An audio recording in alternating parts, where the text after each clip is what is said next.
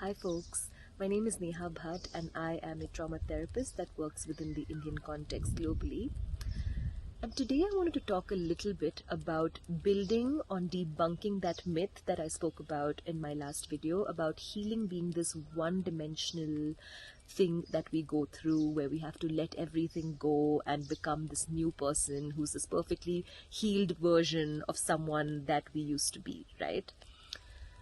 And I've picked this gorgeous forest to think about this concept a little deeply, a little deeper than social media allows, because I wanted to kind of investigate what in me gets upset when folks say that, you should change instantly, that change should happen on the drop of the hat, which is a lot of our social justice movements and which is a lot of our social media culture. It's fast consumption and fast digestion, right? But if you really investigate and think about what trauma therapy teaches us, which is that change requires loss. And loss requires sitting with pain, which is not a very, easy process, nor is it a short-term process. But loss doesn't necessarily mean that we have lost. And the forest, nature, trees have just a beautiful lesson in the nature of change. Because we lose a lot when nature goes through its change, its seasons. Like right now it's raining and tomorrow it's going to be sunlight, and then a few months later the forest will take on a totally different shape, smell, color, and we're not going to be able to sit and say this is exactly how that change happened, right? We saw one video and suddenly the forest changed. It's a slow process of grieving. And so when we think about the personal nature of change, I think what a lot of us miss when we speak about change as therapists or as teachers or as friends is that we want change to be fast, we want change to be instantaneous, and we want the shadow parts of ourselves to just absolutely leave. And that's a myth that again keeps us trapped in the illusion of a promise that we will never ever be able to fulfill to ourselves.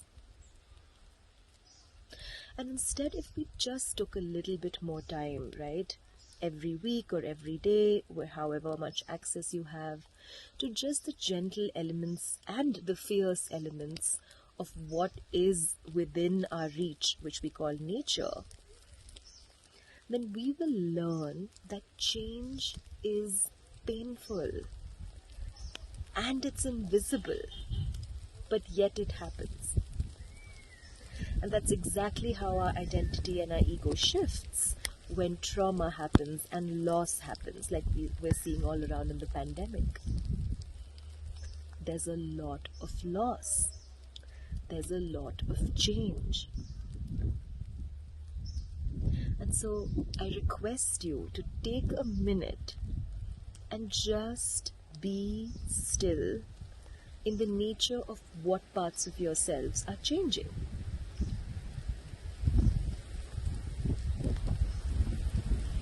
And as I say this, there's this storm trying to remind me that I'm allowed to be fierce, I'm allowed to be angry, I'm allowed to cry, I'm allowed to yell in my own space as long as I'm not causing harm to others, while I am changing parts of my identity, while I'm navigating grief, while I'm navigating trauma.